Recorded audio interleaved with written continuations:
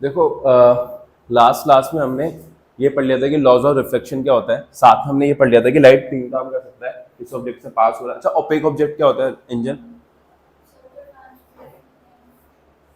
जो लाइट को ट्रांसमिट नहीं करने देता, है ना। लाइट तीन काम कर सकता है, रिफ्लेक्शन कर सकता है, ट्रांसमिशन कर सकता है, या फिर कोई भी ऑब्जेक्ट लाइट को या तो रिफ्लेक्ट कर देता है या फिर ट्रांसमिट भी कर सकता है और साथ ही साथ अब्जॉर्ब भी कर सकता है। और वो ये भी कर सकते हैं कि तीनों की तीनों फिनोमेना एक साथ दिखा दे। किसी को वो पता है मिरर फॉर्मूला? तुम लोग अभी मिरर फॉर्मूला याद कर लो, है ना। मिरर फॉर्मूला होता है,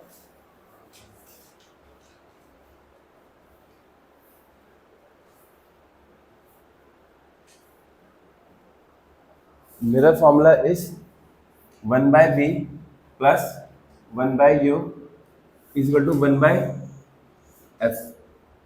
1/v plus 1/u plus 1 plus is equal to 1/f। ठीक है, अब ये मिरर फॉर्मूला है ना। ये मैं कई बार इंटरप्रेट करूंगा इस मिरर फॉर्मूला में।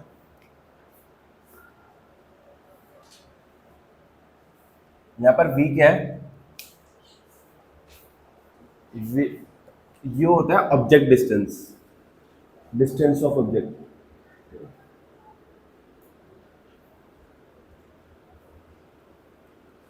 अभी बस लिख लो object distance from pole. v होता है इमेज डिस्टेंस,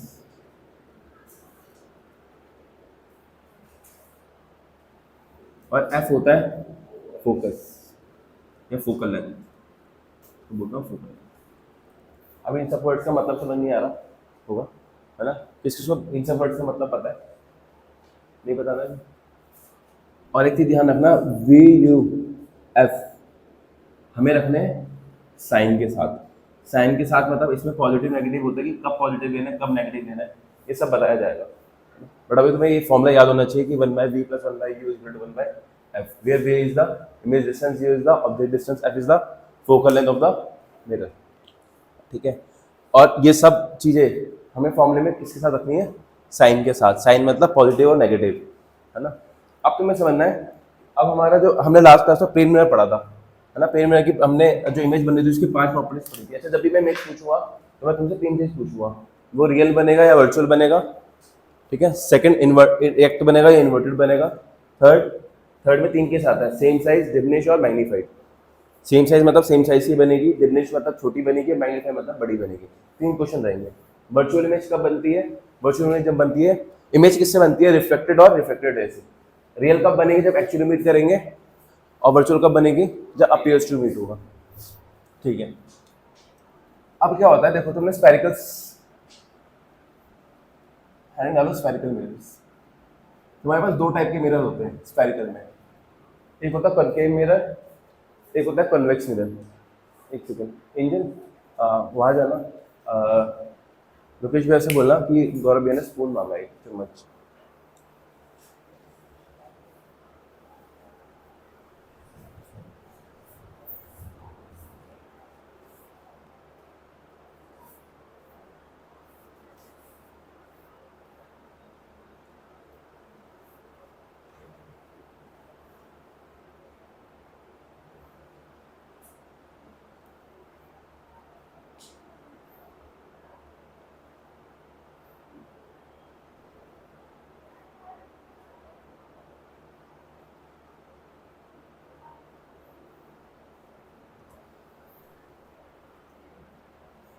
देखो मिरर तुम्हारे पास 2 टाइप के है, यही सेम चीज है। इसी चीज को मैं उल्टा कर दूं तो मैं इसको कैसे बनाऊंगा? ऐसे। अगर मैंने इसमें इधर की साइड सिल्वरिंग कर दी, सिल्वरिंग करने का मतलब ये है कि इधर की साइड से अभी रिफ्लेक्शन नहीं करेगा। अब जो भी इमेज बन रही है वो किस साइड में बन रही है? इस साइड से। और अगर मैंने सिल्वरिंग इसकी इस साइड कर दी, इस बार जो भी इमेज बनेगी वो किस साइड से बनेगी? इस साइड से। ठीक है, तो जो जिसमें जो इस टाइप के मिरर्स बनते हैं जिसमें देखो कर्व बना पड़ा है, इसके इधर सिल्वरिंग है, इस टाइप के मिरर्स को क्या बोलते हैं? Concave mirror. क्या बोलते हैं?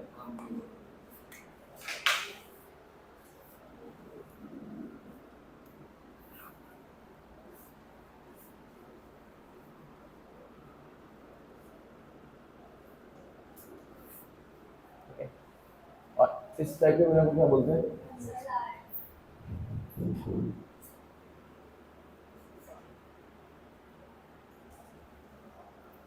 देखो तुमने क्या करा, एक शाइनिंग सरफेस ली। शाइनिंग सरफेस कैसी है तुम्हारी? कर्व सरफेस है। शाइनिंग सरफेस मतलब कैसी है? वेव नहीं है ना, कैसी है? कर्व। अब इस कर्व में अगर तुमने इस साइड सिल्वरिंग कर दी, इस साइड सिल्वरिंग का मतलब ये है तुमने शीशा लिया है, शीशे में जो ग्रीन ग्रीन कलर देखते हो ना वो बैक साइड में है, और इस साइड तुम अपनी शक्ल देख सकते हो। तो तुम क्या देख सकते हो? अपनी शक्ल देख सकते हो, है ना। ये तुम्हारा देखो, हमने क्या करा, अगर इस साइड सिल्वरिंग कर दी तो ये कौन सा मिरर होगा? कॉनकेव। और अपोजिट साइड सिल्वरिंग करी तो वो कॉन्वेक्स। तो समझो कि ये चीज हमारा क्या है, अगर मैं इधर चाह रहा देख रहा हूँ तो मेरा कौन सा मिरर होगा? कॉनकेव। और मैं इधर चाह रहा हूँ देख रहा हूँ तो क्या होगा? आया समझ? अब इस मिरर का, इन मिरर्स का क्या होता है? एक सेंटर होता है। इस आर्क जो है क्या, आर्क जानते हो तुम लोग क्या होता है? आर्क क्या होता है? एक जैसे एक सर्कल है, सर्कल का एक छोटा सा पार्ट ले लूँ मैं, जैसे ये लाइन ले ली, यहाँ से यहाँ तक की लेंथ ले लूँ, तो ये जो शेप बनी है इसे क्या बोलते हैं? आर्क। और अगर मैं इसके साथ सेंटर में रेडियस और ये पूरा स्लाइस ले लूँ तो ये क्या, इसको क्या बोलते हैं पता है? सेक्टर। अब उसे क्या पूछ रहे हो?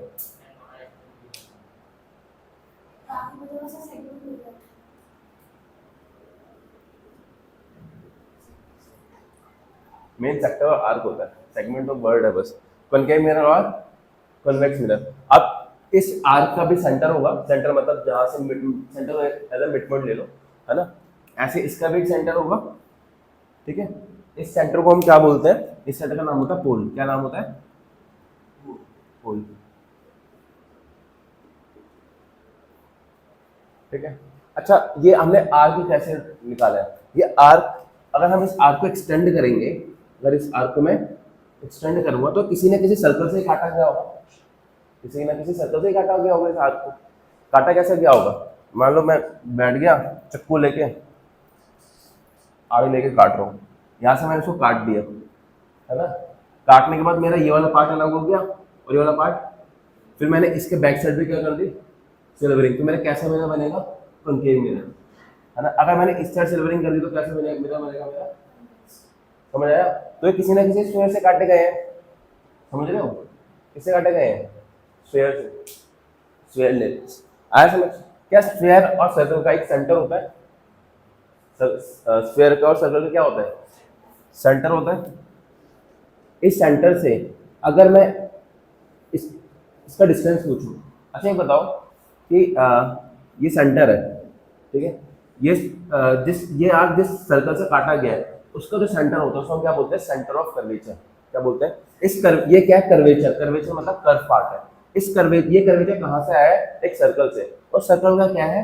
सेंटर। क्या वही सेंटर इसका भी सेंटर होगा? अगर मैं उस आर्क को एक्सटेंड करके सर्कल ड्रॉ करूं, है ना, तो इसको क्या बोलता हूं मैं? Centre of curvature. क्या बोलता हूं? Centre of. अच्छा मुझे एक बात बताओ, क्या ये सेंटर ऑफ कर्वेचर इसी पार्ट पे लाई कर रहा है या आउटसाइड द पार्ट लाई कर रहा है? आउटसाइड द पार्ट लाई कर, मिरर पे तो लाई नहीं कर रहा। पर क्या पोल मिरर पे लाई करता है? पोल मिरर पे लाई करता है। आया समझ? ऐसे ये अगर मैं इसको कंप्लीट करूंगा तो सर्कल बनेगा, उस सर्कल का जो सेंटर होगा वो क्या होगा? तुम्हारा सेंटर ऑफ कर्वेचर। आया समझ? अच्छा एक बात बताओ कि मान लो ये सेंटर है और ये सर्कल का पार्ट, ये मतलब ये सेंटर है, ये सर्कल का पार्ट है। तो अगर मैं इस कर्व पे कोई पॉइंट लूं और सेंटर लूं, इन सेंटर और इस पॉइंट के बीच में डिस्टेंस होगा, उसका नाम होगा, क्या होता है वो? रेडियस। क्या बोलते हैं उसको? सर्कल के बारे में पता है ना? Circle is the locus of all points. यहाँ पर जितने भी पॉइंट्स होते हैं वो सारे इस सेंटर से फिक्स डिस्टेंस पे होते हैं।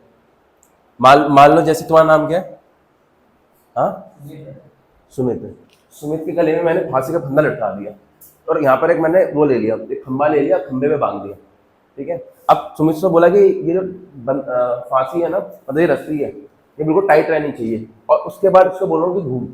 तो ये जो पाथ लेगा उसमें हर बार देखो एग्जाम रस्सी है यहाँ पे। चलो आ जाओ सुमित।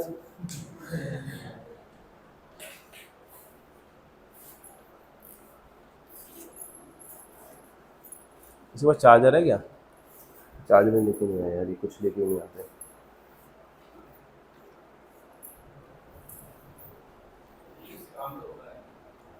देखो ऐसा है कि मान लो कि सुमित की गली में इतनी छोटी सी रस्सी है, ठीक है।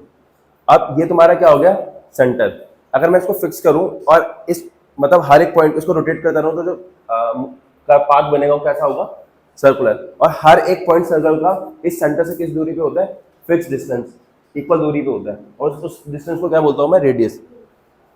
आया समझ।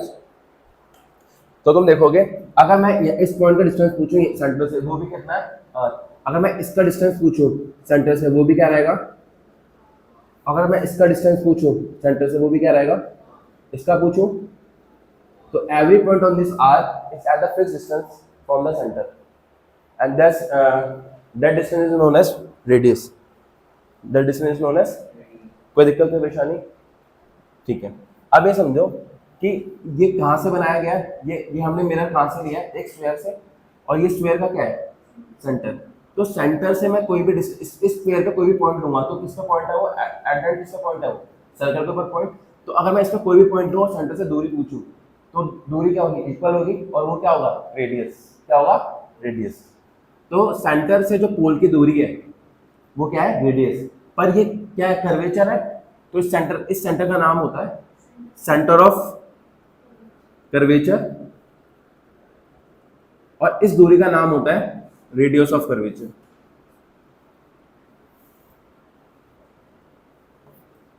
आया समझ, कोई दिक्कत कोई परेशानी।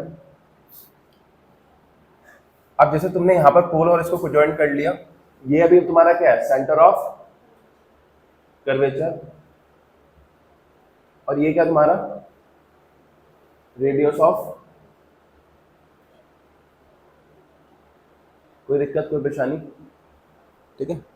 क्या रेडियस ऑफ कर्वेचर इन दोनों पॉइंट्स के बीच में आ रहा है, तो क्या इसके और इसके बीच में भी आ रहेगा, क्या इसके बीच में भी आ रहेगा, क्या इसके बीच में भी आ रही होगा, कोई दिक्कत कोई परेशानी।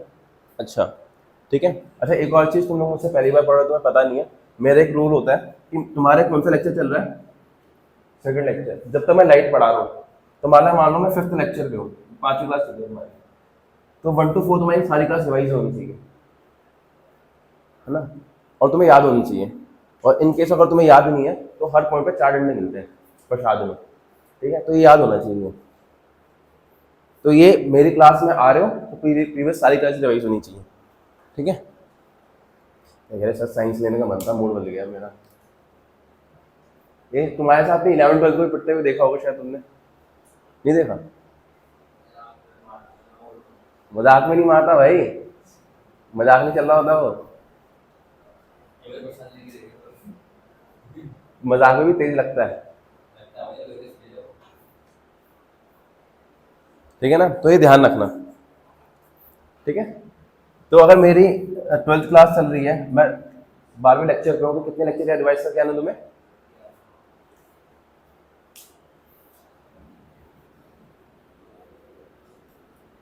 ठीक है। ये चीज समझ आ गई। अच्छा, किस किसने सर्कल चैप्टर पढ़ा है, किसी को टेंजेंट पता है,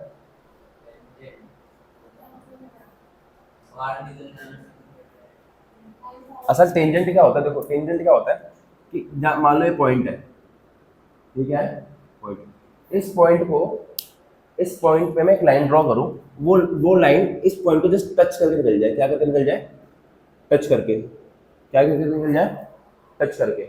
जस्ट क्या करके निकल जाए उस पॉइंट पे, टच करके। तो उसे क्या बोलते हैं, टेंजेंट टू द सर्कल। क्या बोलते हैं, जैसे इस पॉइंट पे अगर मुझे टेंजेंट बनाना तो मैं कैसे ड्रॉ करूंगा, टच करके निकल रही है। और अगर यहाँ पर बनाना तो ऐसे कैसे बनाऊंगा, टच करके निकलनी चाहिए, ऐसे बाहर नहीं जानी चाहिए। अच्छा, कोई चीज एक चीज देख पा रहा है कि जो टेंजेंट है, टेंजेंट के परपेंडिकुलर क्या है तुम्हारा, रेडियस। टेंजेंट के परपेंडिकुलर क्या है, रेडियस। ये क्या होता है, टेंजेंट और रेडियस क्या होते हैं आपस में, परपेंडिकुलर होते हैं। Tangent is perpendicular to the radius, ये मैसे पढ़ोगे तो थ्योरम है, ठीक है। Tangent is perpendicular to the, कोई दिक्कत की परेशानी। अच्छा, एक और चीज, हम जो टेंजेंट है ना, टेंजेंट का क्या है ये, परपेंडिकुलर। अच्छा, अगर मैं इसको सरफेस ले लूँ, क्या ले लूँ, सरफेस ले लूँ, तो मैं लाइट के चैप्टर में ये रे ऑफ रेज के अकॉर्डिंग सरफेस से परपेंडिकुलर जो होता है उसको हम क्या बोलते हैं, क्या बोलते हैं, normal.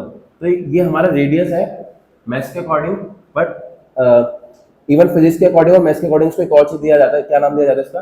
Normal. Normal is perpendicular to the tangent. सबसे पहले समझना है कि टेंजेंट क्या होता है। टेंजेंट ऐसा पॉइंट होता है जो किसी भी कर्व पे एक पॉइंट पे टच करके जाता है, और उस टेंजेंट के जो परपेंडिकुलर होता है वो उसे क्या बोलते हैं? नॉर्मल। और हमारे सर्कल के केस में यही परपेंडिकुलर क्या होता है? तुम्हारा रेडियस। इससे तुम्हारा रेडियस क्या है? Perpendicular to the tangent. किसी को ये समझ आया कि रेडियस टेंजेंट के परपेंडिकुलर होता है? टेंजेंट एक लाइन होती है जो एक सर्कल पे एक पॉइंट पे टच करके जाती है, ठीक है, और रेडियस का ही नाम नॉर्मल है, ठीक है। आया कोई कोई दिक्कत, कोई परेशानी? तो अगर मान लो मुझे इस पॉइंट पे टेंजेंट बनाओ तो कैसे बनेगा? ऐसे। नॉर्मल हो जाएगी तुम्हारी ऐसे। अगर इस पॉइंट पे टेंजेंट बनाओ तो टेंजेंट कैसे बनेगा? ऐसे। और नॉर्मल कैसे बनेगी? समझ रहे हो? अगर मुझे इस पॉइंट पे मान लो इस पॉइंट पे टेंजेंट बनाना है तो टेंजेंट कैसे बनेगा? ऐसे। और नॉर्मल कैसे बनेगी? आया समझ? कोई दिक्कत, कोई परेशानी? ठीक है।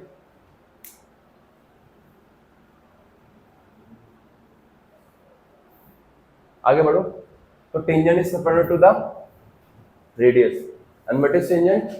Tangent is a line which touches the circle at a point, ठीक है। अब perpendicular to tangent is known as normal. तुम की मुंडी हिला रहे हो?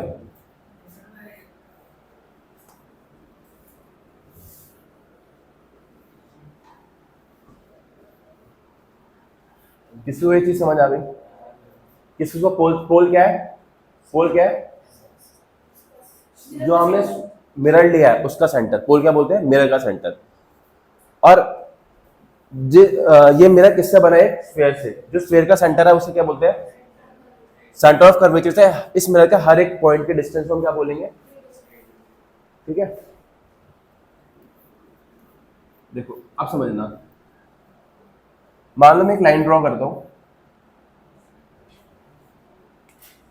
सुने? आज स्पीड से समझ आ रही है? आज भी भाग रहा है? ठीक चल रहा है?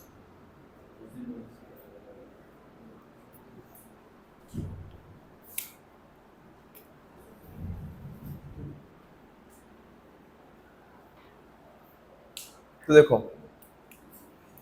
ये सेंटर हो गया, ये पोल हो गया। सेंटर और पोल की जो डिस्टेंस है उसे बोलते हैं रेडियस ऑफ कर्वेचर। अगर मैं एक लाइन ड्रॉ करूं, एक लाइन ड्रॉ करूं जो सेंटर से पास हो रही है और पोल से पास हो रही हो, ये एक एक्सिस है। जैसे एक्स एक्सिस बनाते हो, वाई एक्सिस बनाते हो, जेड एक्सिस बनाते हो ना, तो ये एक एक्सिस है। ये एक्सिस कहाँ से पास हो रही है? सेंटर पोल से पास होती हुई जा रही है, ठीक है। इसका नाम होता है प्रिंसिपल एक्सिस। क्या बोलते हैं इसको?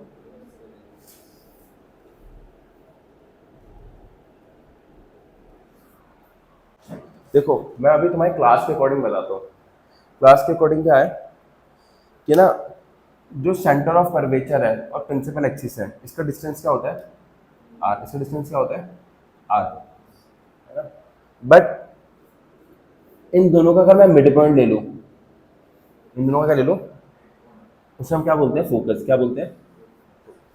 तो फोकस क्या हो गया? ये तुम्हारा कितना होता है? R by two. डिस्टेंस देखो, फोकस ये क्या तुम्हारा है? एफ। डिस्टेंस ये इस पॉइंट का नाम, जैसे इस पॉइंट का नाम है सेंटर ऑफ कर्वेचर, इस पॉइंट का नाम क्या होता है? Focus. And distance between focus and pole is known as focal length, is known as. और फोकल लेंथ को मैं किससे रिप्रेजेंट करता हूँ? एफ से। और F is represent is written as F is equal to R by two. अच्छा ध्यान रखना, ये से तुम्हारी क्लास के अकॉर्डिंग है, पर एफ हमेशा आर बाय टू ऐसे कंपलसरी नहीं होता। फोकस हमेशा मिड पॉइंट होगा ऐसा कंपलसरी नहीं होता। बस तुम्हें ध्यान रखो, ये ध्यान रखना, फोकस मालूम है इसमें ना रेज डालता हूँ, क्या डालता हूँ? रेज डालता हूँ। फोकस में ऐसे याद रखना, फोकस वो पॉइंट होता है अगर मैं इस मिरर पे रेज डालूं तो सारी रेज जहां पर आके कन्वर्ज कर जाए, जहां पर आके कन्वर्ज कर जाए या अपीयर्स टू डाइवर्ज हो। फोकस कौन सा पॉइंट है? अगर मैं मिरर के ऊपर, कॉनकेव मिरर या कॉन्वेक्स मिरर के ऊपर रेज डालता हूँ, कौन सी rays? Incident rays. Incident rays डालने के बाद जैसे मान लो तुमने रेज डाली ऐसे,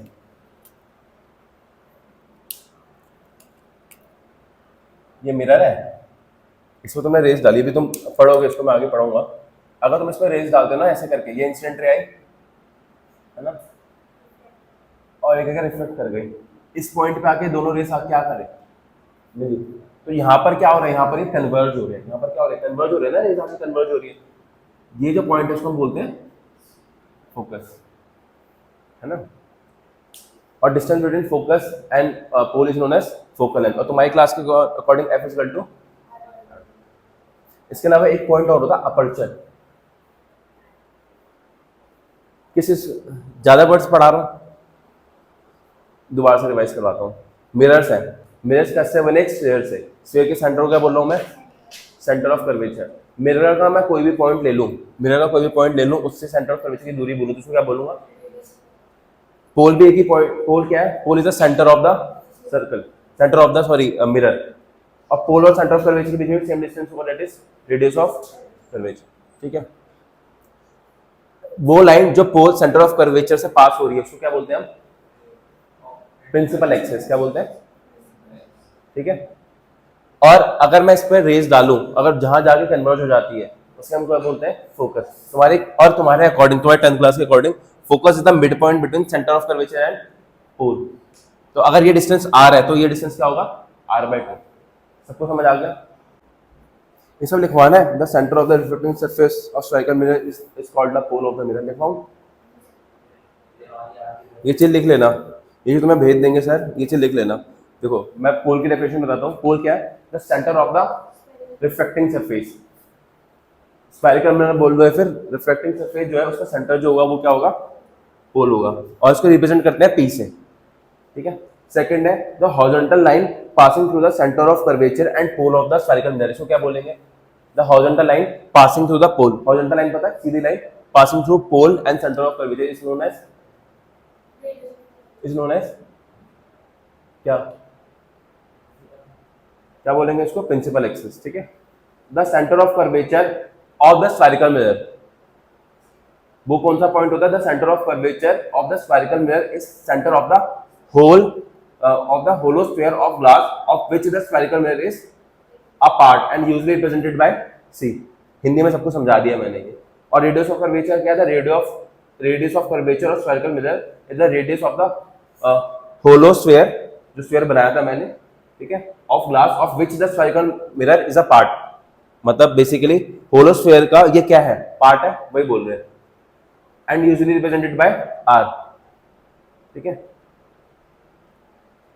और ठीक है, प्रिंसिपल फोकस बता दिया। फोकस क्या होता है, it is a point on the principal axis. Focus कौन सा पॉइंट है, प्रिंसिपल एक्सिस पे पॉइंट है through which the rays of the light which are parallel to it pass after reflection और दे अपीयर टू पास। अभी मैंने बताया ना कि फोकस क्या, फोकस वो पॉइंट है जहां पर अगर मैं रेज डालूं तो वो क्या करे, मीट करे। जैसे यहाँ पर क्या कर रहा था, मेरा मीट कर रहा था, या फिर अपीयर्स टू मीट होता है। दो केस होता है, या तो मीट कर जाए एक्चुअली या फिर अपीयर्स टू मीट हो। कॉन्केव मिरर में एक्चुअली मीट करता है, कॉन्वेक्स मिरर में अपीयर टू मीट होगा। समझाऊंगा अच्छे से, बट अभी समझ आया। और फोकस क्या है, इन दोनों के बीच में सेंटर पे है, और फोकस और पोल के बीच में डिस्टेंस है फोकल लेंथ। ठीक है, रब कर दूं, ज्यादा तो नहीं पढ़ा दिया। ठीक है, अब अगली क्लास में सारी डेफिनेशन याद होनी चाहिए। ठीक है, और कुछ भी बताना था मुझे। अच्छा, एक और चीज ध्यान रखना, कॉनकेव मिरर का एक और नाम होता है, कन्वर्जिंग मिरर बोलते हैं इसको।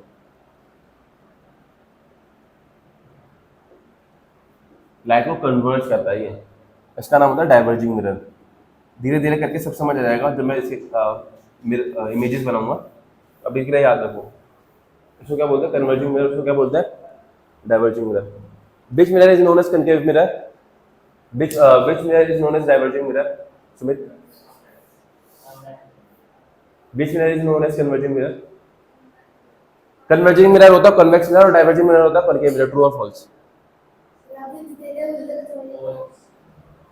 कन्वर्जिंग मिरर होता है कन्वेक्स मिरर और डाइवर्जिंग मिरर होता है कॉनकेव मिरर। ट्रू और फॉल्स, कन्वर्जिंग मिरर होता है कॉनकेव मिरर, डाइवर्जिंग मिरर होता है, ठीक है, सही है। कन्वर्जिंग मिरर क्या होता है, कॉनकेव, और डाइवर्जिंग कौन होता है, कन्वेक्स। रब कर दूं।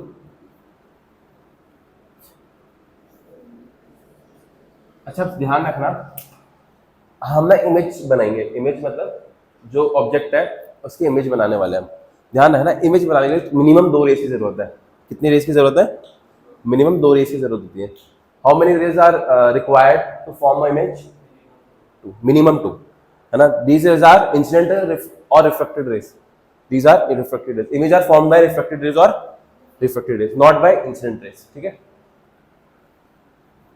3 रूल है, इन 3 रूल को याद रखना है बिल्कुल अच्छे से।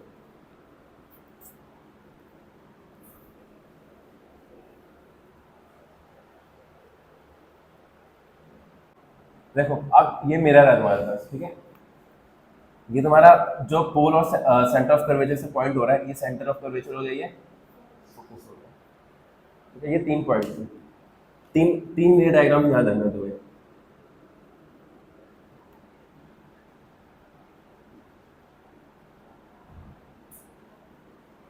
यार शिट, ज्यादा बड़ा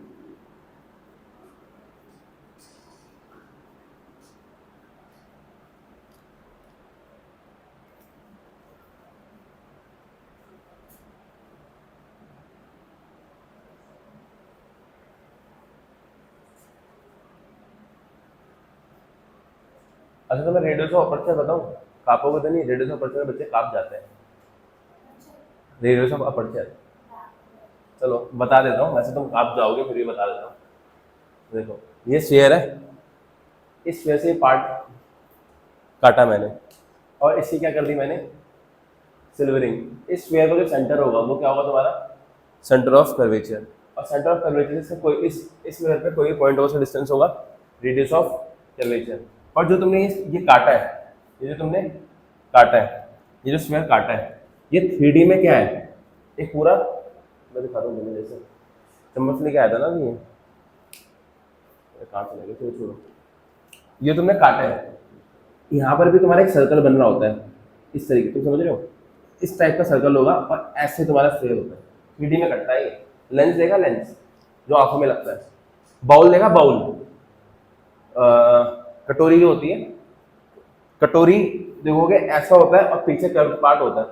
तो जो तुमने काटा है, जो ये वाला सर्कल बन रहा है ना, ये क्या बन रहा है, एक सर्कल ये बन रहा है, इस सर्कल का जो रेडियस होता है इसको बोलते हैं रेडियस ऑफ अपर्चर। क्या बोलते हैं, ये किसका, ये कौन सा सर्कल का पार्ट है जिससे काटा गया है, या फिर जो कटा पार्ट है उसमें जो सर्कल बन रहा है, जो कटा पार्ट है उसमें जो सर्कल बन रहा है उसका रेडियस होता है। नहीं समझ आया, आ गया, ये 12th क्लास के बच्चों को तो कोई नहीं पता होता, अपर्चर कोई ढंग से नहीं बता पाता, इवन मैं भी 10th क्लास में था तो मुझे भी ढंग से समझ नहीं आता अपर्चर बोलना किसको चाह रहे हैं। ठीक है, तो ये ऐसा है कि ये कर्व पार्ट है, इस कर्व पार्ट का जो रेडियस होगा, इसका सेंटर होगा, सेंटर ऑफ कर्वेचर, इसका डिस्टेंस होगा रेडियस ऑफ कर्वेचर। बट इस कर्व पार्ट में भी जो ऐसे सर्कल बन रहा होता है, इस सर्कल का जो सेंटर होता है उसे बोलते हैं सेंटर ऑफ अपर्चर, और इसका जो डिस्टेंस होता है इसे बोलते हैं रेडियस ऑफ अपर्चर। आया समझ? हाँ, अच्छा एक बात ध्यान रखना, ये चीज भी देखो कि जितना ज्यादा ये पार्ट कर्व होगा, देखो ये पार्ट कर्व कम है, ये कौन ज्यादा कर्व है, ये वाला ज्यादा कर्व है, अगर ये वाला ज्यादा कर्व होगा तो किसमें रेडियस ऑफ अपर्चर ज्यादा होगा, देखो रेडियस ऑफ अपर्चर किसमें ज्यादा होगा, जिसमें कर्व ज्यादा होगा उसमें सर्कल छोटा बनेगा, और छोटा सर्कल बनेगा तो रेडियस भी छोटा होगा। तो जितना ज्यादा कर्व होता है उतना ज्यादा रेडियस ऑफ अपर्चर क्या होता है, छोटा होता है। छोड़ो, इतना इतना ज्ञान तुम लोगों ने हानिकारक है। सुमित देख रहा है टक कम टाइम बीतेगा, क्या क्या पढ़ाए जा रहे हैं।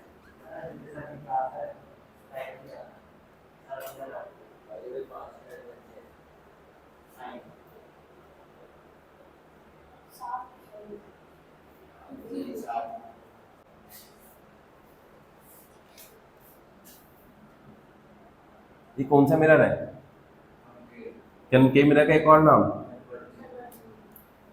जैसे क्लास में एक चीज देखना, तो मैं तुम्हें क्लास में मैक्सिमम चीजें याद करा देता हूँ, ठीक है ना, और फिर अगले क्लास में बताओगे नहीं तो मार मार के फिर याद करा दूंगा।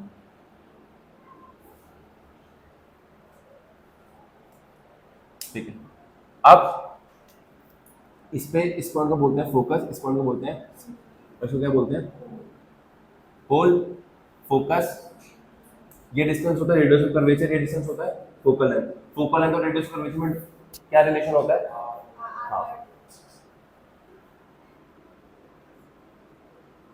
एंजल के सिर पे तो प्लेन बन रहा है सब ऊपर से।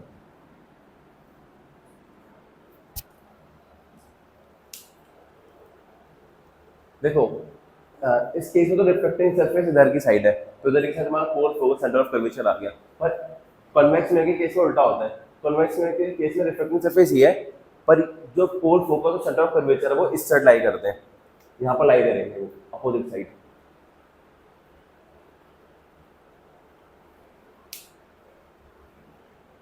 ये तुम्हारा पोल होगा, ये फोकस होगा, और ये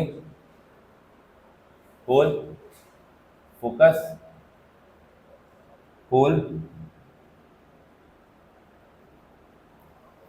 ठीक है, सबसे पहले अगर कोई ray parallel to the principal axis आ रहा है, पैरेलल टू द, तो इससे टकराने के बाद it will pass through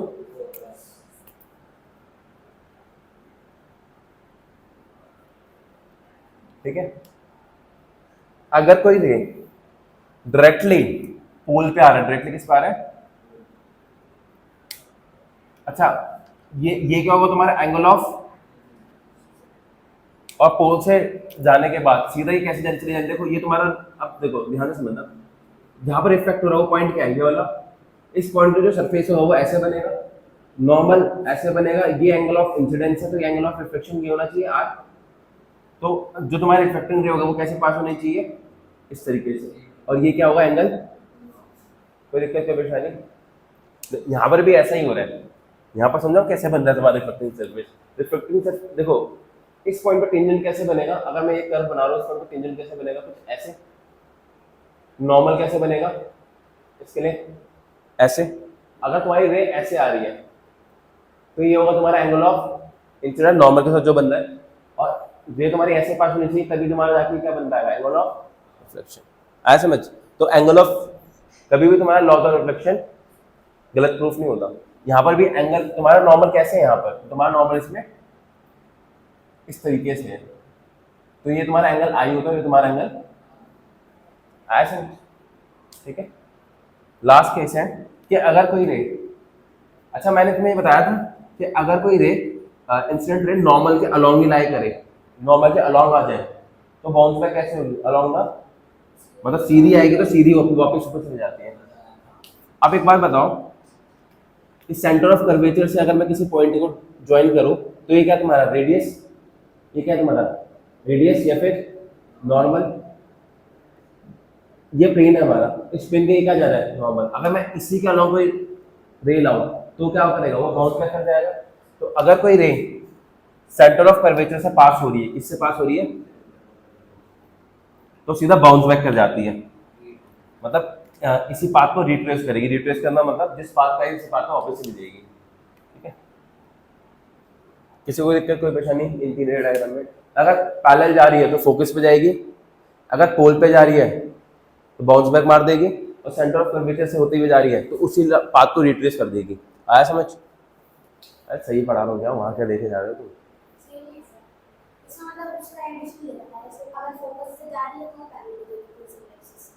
addition क्या दे रखा है, नहीं जैसे आपने ये पहले बताया ना कि प्रिंसिपल एक्सिस से पैरेलल जाके फोकस से जाएगी, अगर फोकस में जा रही है तो पैरेलल हो जाएगी। अब वैसा वैसा तुम ऐसा भी कह सकते हो कि कोई रे अगर फोकस से पास हो रही है तो वो ऐसे चली जाएगी, सेम चीज़ है। अच्छा चलो इस वाले केस में देखो, इस वाले केस में क्या होगा, अगर कोई रे प्रिंसिपल एक्सिस के पैरेलल जा रही है, क्या जा रही है प्रिंसिपल एक्सिस से पैरेलल, तो बाउंस बैक कैसे करेगी, उस केस में ये ऐसे जाएगी कि तुम्हारा ये पॉइंट कहाँ पर मिलता हुआ नजर आए, अगर मैं इस पॉइंट को एक्सटेंड करूँ तो कहाँ पर मिलता हुआ नजर आए, फोकस में, ये फोकस में मिल रही है, मिलती हुई नजर आ रही है, मिलती हुई नजर आ रही है, कॉन्वेक्स में मिलती हुई नजर आती है, कॉन्केव में एक्चुअली में मिलती है। आया समझ। अगर मैं यहाँ पर कोई लाइन बनाऊं जो जो हाँ, अगर यहाँ पर कोई लाइन बनाऊं जो पोल से पास हो रहा है,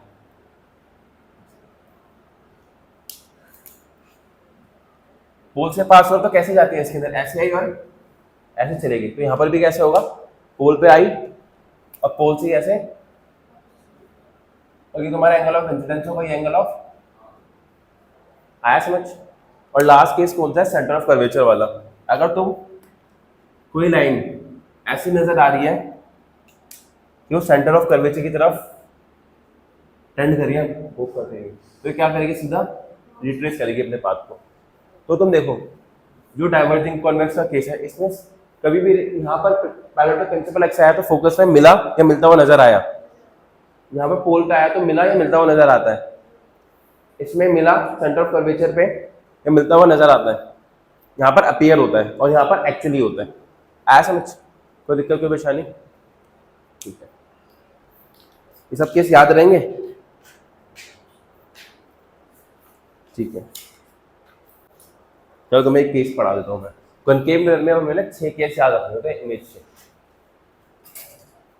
देखो पहला केस है, यहाँ पर लिखना v, यहाँ पर क्या लिखोगे v, यहाँ पर लिखोगे u, और या फिर तुम ऐसा लिख लो, यहाँ पर लिख लो u, यहाँ लिख लो v, और यहाँ लिखोगे प्रॉपर्टीज। ठीक है, पहले समझो इन्फिनिटी का मतलब।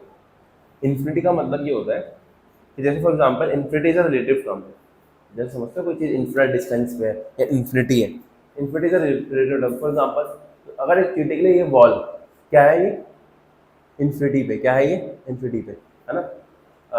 चीटी अगर हमारे लिए वॉल क्या, छोटी सी कोई बहुत बड़ी चीज तो है नहीं, पर अगर मैं चीटी की बात करूँ उसके लिए क्या है, ये हमारे लिए जो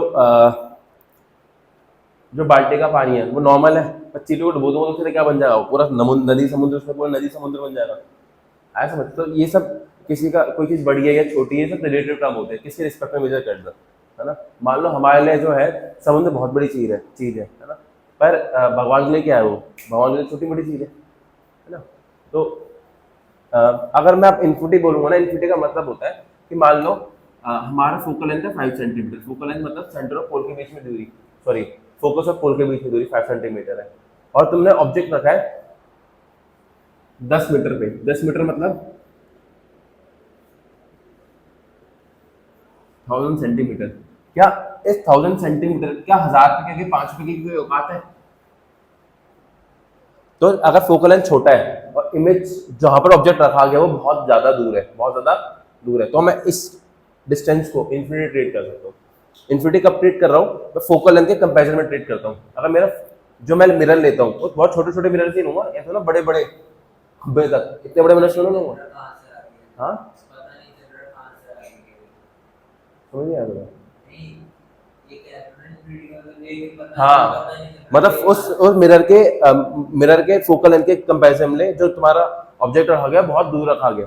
फॉर एग्जांपल तुमने जैसे गाड़ी में वो लगवा रखा होता है, साइड में कॉनकेव मिरर्स लगे हुए होते हैं, है ना, सॉरी कन्वेक्स मिरर्स लगे हुए होते हैं, साइड में तुम्हारा कन्वेक्स मिरर होता है, उसमें वर्चुअल इमेज बन रही होती है। अब जो तुम्हारा मिरर है वो छोटा है, पर जो ट्रक व्रक होते हैं जो उसके पीछे से तुम देख रहे होते हो वो बहुत दूर होते हैं, तो उसके फोकस से कंपैरेटिवली जो ट्रक है वो बहुत दूरी पर है, तो किसी तरह चला जाएगा इन्फिनिटी की तरह, किसी तरह इन्फिनिटी की तरह। कोई दिक्कत कोई परेशानी? तो अभी एक केस याद कर लो बस, कि मान लो मैंने ऑब्जेक्ट को ना कहाँ रखा, इन्फिनिटी पे,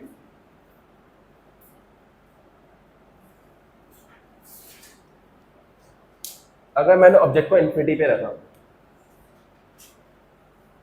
तो उससे रेज आई पैरेलल, ठीक है, और कहाँ के मीट कर गई,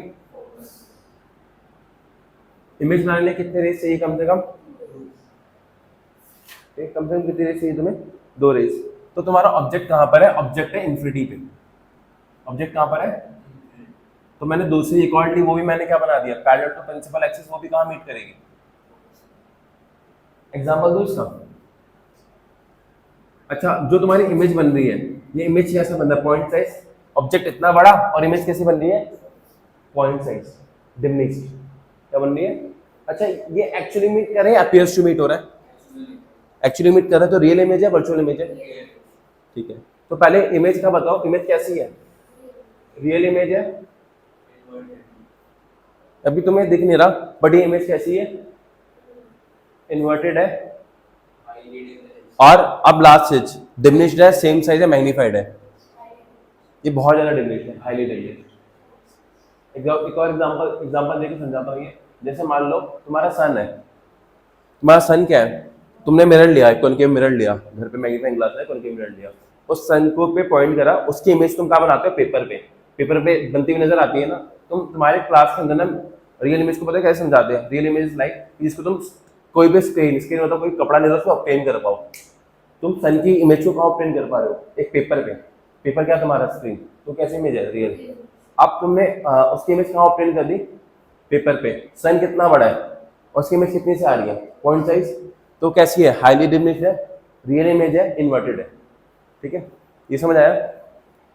अब जैसे जैसे मैं अभी मेरा इस पे था, अभी टाइम क्या हो गया? ठीक है, आज के लिए इतना, एक ही केस याद रखो। अच्छा, ऑब्जेक्ट किस में याद रखा है मैंने? ऑब्जेक्ट रखा है यहाँ पर एट इंफिनिटी। जब मैं इंफिनिटी का ऑब्जेक्ट रखूंगा तो मेरी इमेज कहाँ बनती है? फोकस पे। इमेज क्या बन रही है? फोकस पे। और जो इमेज बनी है वो कैसी है? रियल है, इन्वर्टेड है और हाईली डिमिनिश्ड है। आया समझ?